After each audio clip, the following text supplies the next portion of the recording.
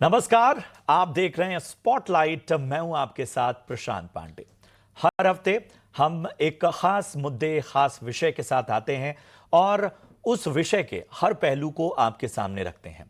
हमारी कोशिश होती है कि हम आपको बेहतर तरीके से पहले जानकारी दें, उस पूरे विषय की हर पहलू से अवगत कराएं और उसके बाद हमारे साथ एक्सपर्ट्स का एक पैनल होता है और उनसे उन पर खास विश्लेषण और चर्चा को आगे बढ़ाते हैं। जी हाँ, बिना किसी शोर शराबे, बिना किसी डिबेट के ये एक ऐसा प्रोग्राम है जो कोशिश करता है कि आपको बेहतर तरीके से जानकारी दी जाए, आपको इंफॉर्मेशन के दुनिया में और ज्यादा बेहतर बनाया जाए। और आज एक ऐसे ही विषय की बात, दरअसल दुनिया के मोबाइल बाजार में अब भारत का डंका बजने लगा है। वित्त वर्ष 2025 में देखें तो भारत ने 2 लाख करोड़ से ज्यादा के स्मार्टफोन एक्सपोर्ट किए हैं ग्लोबली। और सबसे बड़ी बात, भारत ने मोबाइल एक्सपोर्ट के मामले में इस FY25 में चीन को भी पीछे छोड़ दिया है। सिर्फ एक दशक में भारत ने मोबाइल एक्सपोर्ट में 127 गुना की जबरदस्त छलांग लगाई है और यह जानकारी खुद सरकार ने दी है। कभी जो सिर्फ एक छोटी शुरुआत थी, वो एक ग्लोबल गेम चेंजर बन चुकी है। भारत अब अमेरिका को सबसे ज्यादा स्मार्टफोन एक्सपोर्ट करने वाला देश बन चुका है। अमेरिकी बाजार की अगर हम बात करें तो भारत की हिस्सेदारी 44% तक पहुंच गई है, जबकि चीन की हिस्सेदारी गिरते हुए 25% तक रह गई है। यानी अब अमेरिका की जेब में जो फोन है, बहुत मुमकिन है कि वो मेक इन इंडिया हो। FY24 के मुकाबले भारत का मोबाइल एक्सपोर्ट लगभग 55% ज्यादा रहा है। यह सिर्फ आंकड़े नहीं है, यह उस क्रांति की कहानी है जो मेक इन इंडिया और आत्मनिर्भर भारत के विजन से निकली है। और अब भारत का अगला टारगेट क्या है, बड़े लक्ष्य क्या है, इन्हीं सब बातों की हम चर्चा करेंगे और थोड़ा क्रिटिकल होकर भी देखेंगे कि आखिर हमें अगर मैन्युफैक्चरिंग का सुपर पावर बनना है तो हमें किन सुधारों की ओर बढ़ना होगा, हमारे रोड ब्लॉक्स आखिर क्या हैं। तो इन सारी चीजों को आज की चर्चा में हम शामिल करेंगे और बड़ा ही अद्भुत पैनल आज हमारी चर्चा में शामिल हो रहा है। अपने अपने क्षेत्र के मैं कहूंगा महारथी आज की हमारी चर्चा में शामिल हो रहे हैं। मैं परिचय करा देता हूं। आज की हमारी चर्चा में खास तौर पर शामिल हो रहे हैं पंकज महेंद्रू सर, जो कि चेयरमैन है ICAA से। बहुत बहुत स्वागत पंकज सर आपका। इसके अलावा अजय सहाय सर हैं, DG और CEO federation of Indian export association. बहुत बहुत स्वागत अजय सर एक बार फिर आपका। आप अक्सर हमारे कार्यक्रमों की शोभा बढ़ाते हैं। और हमारे साथ प्राचीर सिंह हैं, जो कि सीनियर एनालिस्ट हैं रिसर्च एरियाज में, India smartphone market manufacturing counter point research से। प्राचीर आपका भी बहुत बहुत वेलकम। तो चर्चा की शुरुआत पंकज सर मैं आपके साथ करूंगा। आंकड़े जो हैं वो गवाही दे रहे हैं हमारी रफ्तार के, और आप लोगों ने तो एक पूरा सफर देखा है स्क्रैच से और ये स्मार्ट रफ्तार तक का। तो हमें बताइए ये पूरी यात्रा के ग्रोथ ड्राइवर्स दरअसल रहे क्या हैं, कहां से हुई ये शुरुआत? पहले हमने जो डोमेस्टिक मार्केट में डिफरेंशियल ड्यूटी इंट्रोड्यूस करके जो डोमेस्टिक डिमांड और फिर फेज मैन्युफैक्चरिंग प्रोग्राम, वो सप्लाई चेन बिल्ड की और फाइनल असेंबली बिल्ड की, जिससे कि हम प्रोडक्शन को लेके गए 18-19 हज़ार करोड़ से कोई 2 लाख 20 हज़ार करोड़ तक। तो जो डोमेस्टिक मार्केट का जो बल था, तो उसको यूटिलाइज किया। जैसे ये अचीव हो रहा था, डोमेस्टिक मार्केट सेचुरेट हो रही थी, तो हमने फिर PLI को इन्विसेज किया। उससे पहले जो एक्सपोर्ट बेनिफिट्स थे वो बिल्कुल टारगेटेड नहीं थे। वो सबको irrespective of commitment, investment, output, वो बांट दिए जाते थे। तो PLI नया कॉन्सेप्ट था जिसमें जो they were shortlisted players who were given targets and they adopted those targets, and उसके बाद उन्होंने इन्वेस्टमेंट, आउटपुट, ये चीज़ें सारी कमिटमेंट दी। और उससे फिर ये मार्केट जो है वो 2 लाख से अब 5.5 लाख करोड़ के आसपास मैन्युफैक्चरिंग का आउटपुट है। तो अब स्केल इतना बड़ा हो गया कि जो नीचे सब असेंबलीज और कंपोनेंट्स है, उस पे भी बहुत दुनिया का इंटरेस्ट आ गया है। और जो ECMS स्कीम अब इंट्रोड्यूस की है, जो कि 2025 में हुई है अभी, उससे अब ये further development of the value addition and further development of supply chain होगी। तो $65 बिलियन अब हमारा आउटपुट है अप्रोक्सीमेटली, 5.5 लाख करोड़ के आसपास आउटपुट है। और एक्सपोर्ट्स जो है वो 2 लाख करोड़ हमने क्रॉस कर दिया। तो डोमेस्टिक मार्केट को काफी उससे बल मिला इंडस्ट्री को, और स्केल से हमारे को कॉम्पिटिटिवनेस आ रही है। अभी भी कुछ चैलेंजेस हैं, बट इंडस्ट्री एंड गवर्नमेंट मिलके उसको सॉर्ट आउट कर रहे हैं। जी बिल्कुल पंकज सर, आपने बहुत बेहतर बात कही और शायद ये पूरी जर्नी बताते हुए आप समझ पा रहे हैं कि हमने कौन कौन से अहम पड़ाव पार किए हैं। अजय सर, जो एक कंपटीशन देख रहा है, पूरी दुनिया में एक कॉम्पिटिटिव माहौल है, उसमें भारत जो मैन्युफैक्चरिंग हब के रूप में देखा जा रहा है और ख़ासतौर पे हम अब एक तरह से एक एक्सपोर्टर के तौर पर अपनी पहचान धीरे धीरे बढ़ाते जा रहे हैं। एक ऑब्जर्वर के तौर पे आप कहाँ बेहतरी देख रहे हैं और कहाँ आपको लग रहा है कि थोड़ा काम किया जाना बाकी है? देखिए, जैसे आपने बताया है कि मोबाइल के क्षेत्र में हम एक टाइम टोटली इंपोर्ट पे डिपेंडेंट थे। अब हम नेट एक्सपोर्टर हो गए हैं। हमारा जो इंपोर्ट, अगर आप देखिए 2023 में करीब $16.5 बिलियन का था, और हमारा एक्सपोर्ट उस पीरियड में करीब $18 बिलियन का था। अगर लेटेस्ट डेटा देखिए तो लास्ट फिस्कल में रफली $24 बिलियन का एक्सपोर्ट्स हुआ है, और इंपोर्ट अराउंड $17 बिलियन का है। तो ये बहुत अच्छी चीज है।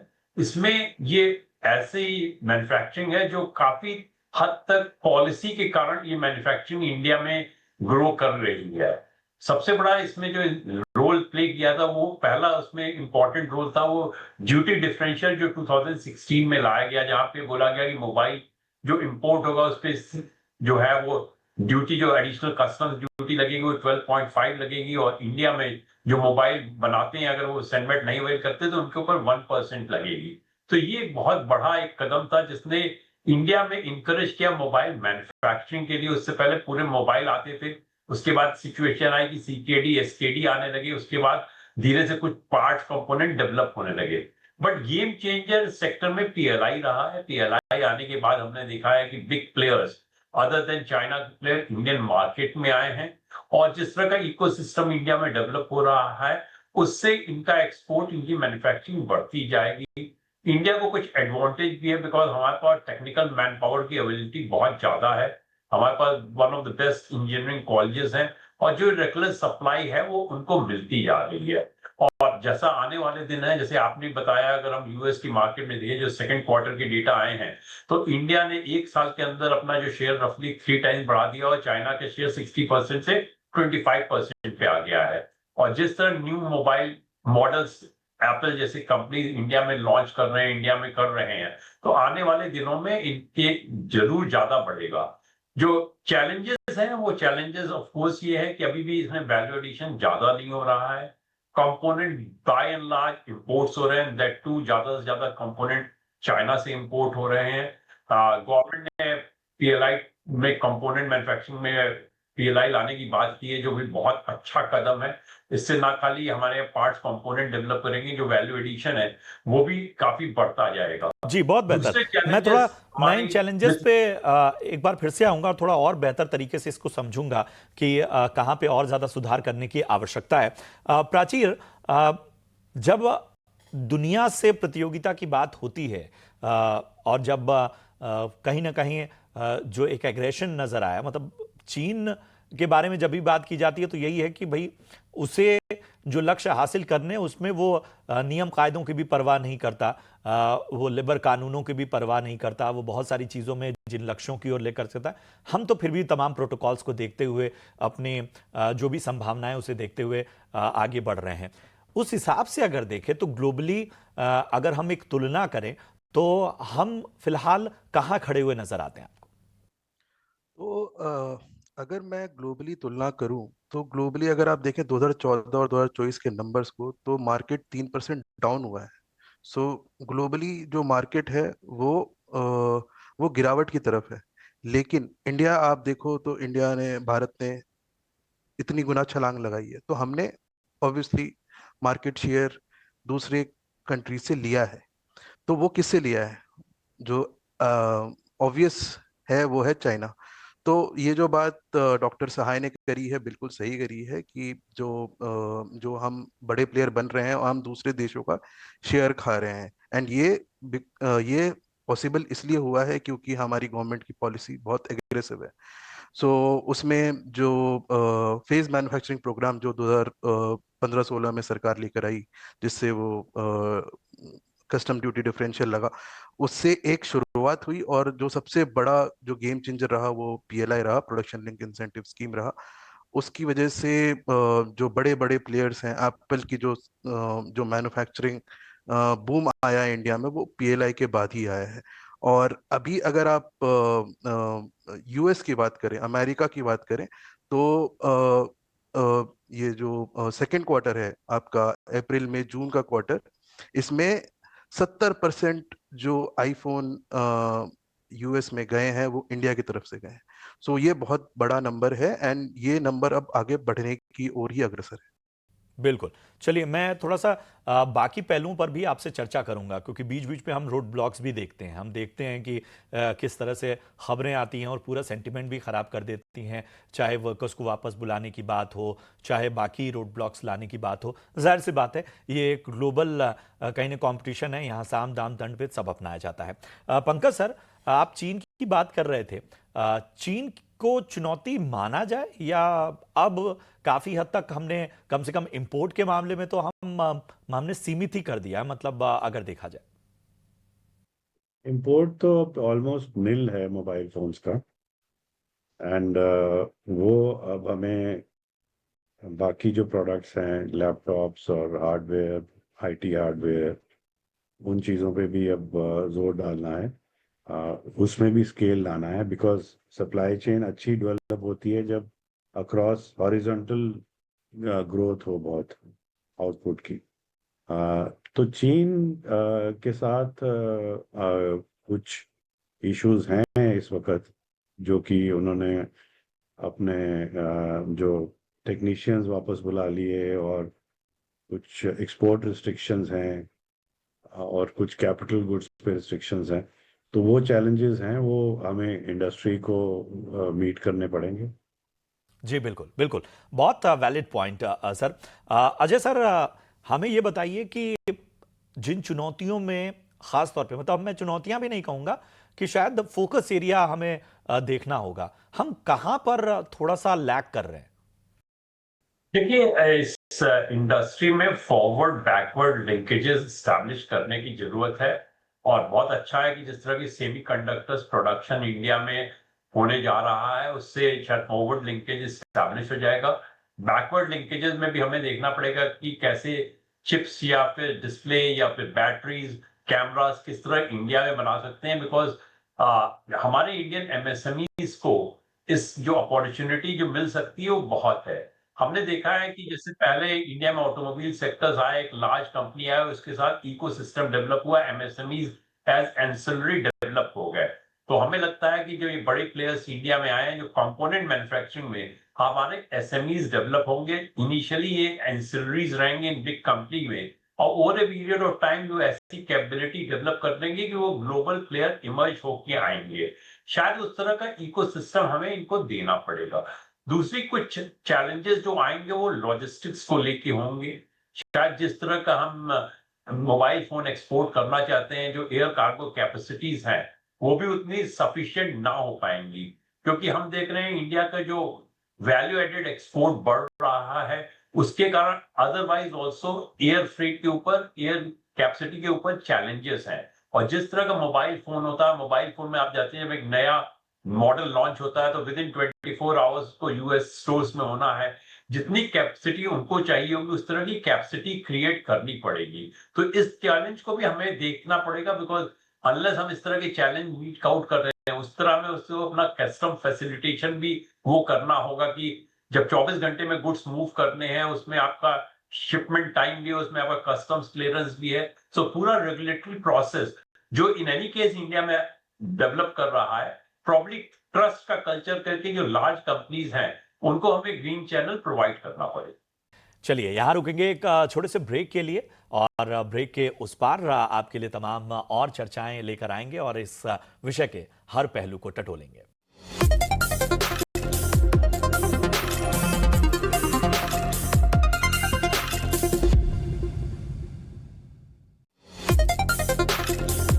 एक्सपर्ट्स के साथ प्राचीर, अगले अगर 5 सालों में देखें, मतलब इस ग्रोथ या बाकी फैक्टर्स, आप लोग तो तमाम अंदरूनी तौर पे क्या कुछ चल रहा है उनसे भी वाकिफ हैं, कहाँ देखते हैं इस पूरे सेक्टर को? देखिए, मार्केट तो अब धीरे धीरे सैचुरेट हो रहा है। अगर आप अमेरिका की बात करें या चाइना की बात करें तो धीरे धीरे मार्केट उनका सैचुरेट हो रहा है। बट इंडिया इंडिया अगर देखें आप तो मार्केट अभी भी बहुत सीमित है, तो इसमें ग्रोथ की अपॉर्चुनिटी बहुत ज़्यादा है। तो इंडिया मार्केट तो बढ़ेगा, तो जो मैन्युफैक्चरिंग हो रही है इंडिया में मोबाइल फोन्स की वो भी बढ़ेगी।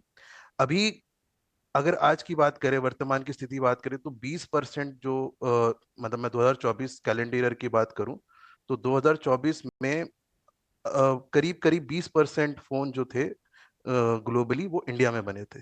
अगले 5 साल में ये जो प्रतिशत है ये 30 से 35% होने की संभावना हम लोग देखते हैं। और इसमें जो आपके ग्लोबल वैल्यू चेन्स हो गए, इनकी जो इन्वॉल्वमेंट इंडिया में जो बढ़ रही है वो इसका एक सबसे बड़ा फैक्टर है। और उसके अलावा जो सरकार की नीतियां हैं, assembly, just not just assembly but component manufacturing की तरफ भी, वो भी इसको पुश करने में आगे करेगी। तो ये जो कुछ नीतियां हैं सरकार की, और जो पूरा लैंडस्केप है ग्लोबली, ये भारत के लिए बहुत ही अच्छी तस्वीर पेश करता है अभी। बिल्कुल, आपने बहुत बेहतर बात की, और शायद यही वजह है कि मतलब हमने जो संभावनाओं का पूरा बाजार खड़ा किया है। और आप देखिए कि पूरी दुनिया में जो दिलचस्पी है भारतीय बाजारों में, आप ये जो टैरिफ वॉर भी देख रहे हैं, वो भी एक बहुत बड़ा प्रमाण है जो कहीं ना कहीं इसको साबित करता है।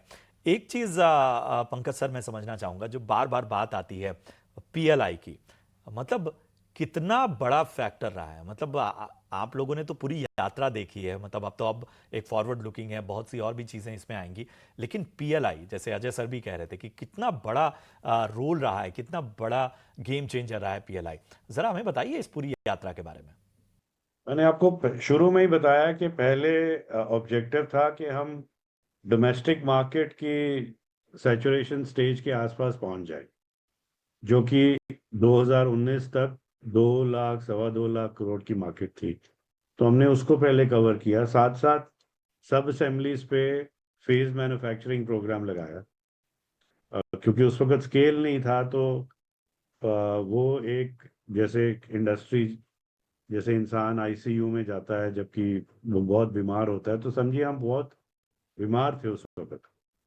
तो वो उससे फिर थोड़ी सेहत आई, इंडस्ट्री 1 लाख करोड़, 2 लाख करोड़ तक पहुंची। उस वक्त फिर पीएलआई का एक स्कीम बनाई गई जो कि सब्स्टिट्यूट थी। एक पहले MEIS होती थी एक स्कीम, वो 4% हम देते थे, कोई भी एक्सपोर्ट करे, 1 लाख की करे, 1 करोड़ की करे, 100 करोड़ की करे, हम 4% दे देते थे। पर ये एक बड़ी टारगेटेड स्कीम थी, उसको हटा दिया गया। और ये स्कीम ऐसी थी कि आपको 5 ग्लोबल कंपनीज और 5 इंडियन कंपनीज को ये स्कीम में इंडक्ट करना था, और वो बहुत टारगेटेड थी। जैसे कि भी आपने इतनी इन्वेस्टमेंट करनी है, इतने सालों में कर लीजिए, स्टैगर करके कर लीजिए, या आप एक ही साल में कर लीजिए, कोई इश्यूज नहीं है, एक कर ली, 2 साल में कर लीजिए, और उसके बाद आपने इंक्रीमेंटल प्रोडक्शन इतनी करनी। अगर सपोज आपने 19-20 में आपने 20,000 करोड़ की मैन्युफैक्चरिंग की, तो उसके ऊपर आप कितनी करेंगे उस पे ये इंसेंटिव दिया जाएगा। तो बहुत ही ये ऑप्टिमाइज्ड और देश के रिसोर्सेज को बहुत ऑप्टिमली यूटिलाइज करके ये स्कीम दी गई। और इन great partnership between the government and industry. तो इसीलिए ये स्कीम बहुत सक्सेसफुल हुई है और एक रोल मॉडल है सारी मैन्युफैक्चरिंग के लिए। अजय सर, एक चीज मैं आपके पास आना चाहूंगा इस सवाल के साथ कि R&D और खासतौर पे हाई वैल्यू एडिशन, इन दो फ्रंट पे बार बार कहा जाता है कि हम उतना ज्यादा खर्च नहीं करते या हम उतना ज्यादा कहीं ना कहीं तवज्जो नहीं देते। कितना कितना आज के दौर में आपको लगता है कि ये नैरेटिव बदल रहा है, अब थोड़ा शिफ्ट नजर आ रहा है? नहीं, बिल्कुल नैरेटिव बदल रहा है। R&D पे कंपनीज की एम्फेसिस है, बट ग्लोबली अगर आप देखिए R&D को कहीं हर कंट्री में टैक्स डिडक्शन या टैक्स इंसेंटिव से इनकरेज किया जाता है। अगर आप 35 आउट ऑफ 38 OECD कंट्री देखें, उन्होंने 200 से 300% टैक्स डिडक्शन दिया on any expenditure on R&D। हमारे पास पहले टैक्स डिडक्शन 200% होता है, उसको हमने 150% लाया, आपकी डेट में वो 100% है। तो एनी R&D इन्वेस्टमेंट इंडिया में जो है वो as good as any business expenditure है। शायद नीड ऑफ द आवर है जिस तरह का इंडिया का R&D स्पेंडिंग है, जो कि बहुत कम है as compare to my competing country. हम 1% जीडीपी का R&D पे इन्वेस्ट नहीं करते, वो 3 से 4% करते हैं, और कंट्री जैसे इजराइल टाइप है तो 5% प्लस करते हैं। तो इसको इंसेंटिवाइज करने की जरूरत है, बिकॉज R&D एक हाई जेस्टेशन एरिया है विद लॉट ऑफ अनसर्टेनिटीज, और हमें ग्लोबल बेस्ट प्रैक्टिसेस को देख के अपने यहाँ भी R&D को इंसेंटिवाइज करना चाहिए। इंडस्ट्री इंकरेज होगी, बिकॉज एक्सपोर्ट में अगर आप R&D या इनोवेशन नहीं कर सकते तो आप मार्केट रिटेन नहीं कर पाएंगे। इतना डायनेमिक, इतना कॉम्पिटिटिव मार्केट है कि R&D इन्वेस्टमेंट उसमें करना होगा। कुछ सेक्टर जैसे फार्मा है, वहां चॉइस नहीं है, आपको R&D करते रहना होगा, तो भाई जब मार्केट में नहीं रहेंगे। रेस्ट ऑफ सेक्टर में जहां चॉइस है, प्रॉब्लम हमें एनकरेज करना पड़ेगा, क्योंकि आपका जो इन्वेस्टमेंट R&D है वो आपको बहुत ज्यादा डिविडेंड पे करता है इन द लॉन्ग रन। बिल्कुल सर, और ये हमेशा से इसकी ज़रूरत समझी जाती रही है। मतलब ये जो थोड़ा सा हमारा कह सकते हैं कि एक रवैया R&D और बाकी पहलुओं पर रहा है, ये हमेशा से कहीं ना कहीं कई मामलों में एक बैक गियर लगा देता है। और काफ़ी अच्छी चर्चा रही इस पूरे दौरान, और मुझे लगता है कि हमने सारे पहलुओं को टच किया। शुक्रिया करूंगा अजय सर, शुक्रिया करूंगा प्राचीर और पंकज सर, आप सभी का। और उम्मीद यही करते हैं कि ये ग्रोथ सस्टेन करे, न सिर्फ सस्टेन करे बल्कि और ज़्यादा संभावनाओं के द्वार खोले, और हर क्षेत्र की जो तरक्की होती है, ख़ासतौर पे ये जो तमाम टेक्नोलॉजी के क्षेत्र हैं, वो जॉब क्रिएशन से लेके मैन्युफैक्चरिंग, इन सभी में एक अलग तरह का उत्साह भरती हैं, और इसका इम्पैक्ट, इसके जो बाय प्रोडक्ट्स होते हैं, वो अपने आप में बहुत हद तक हमारी इकोनॉमी को एक अलग स्तर पर ले जाते हैं, और हेडलाइन सुर्खियां बनती हैं। इसी वजह से इस तरह की चर्चाएं होती हैं। बहुत ही अच्छी चर्चा रही, बहुत बेहतर तरीके से तमाम हमारे एक्सपर्ट्स ने अपनी इंसाइट्स दी, तमाम डेटा आपके सामने रखा। उम्मीद यही करते हैं कि भारत जो है जिस तरह से मैन्युफैक्चरिंग और बाकी हर क्षेत्र में अपना दम दिखा रहा है, ये यात्रा, ये सफ़र यूं ही जारी रहे, और धीरे धीरे ग्लोबली हमारी पहचान और मजबूत से मजबूत तर हो। उम्मीद करते हैं कि आज का स्पॉटलाइट आपको पसंद आया हो। फिलहाल मुझे और मेरी पूरी टीम को दीजिए इजाजत। नमस्कार।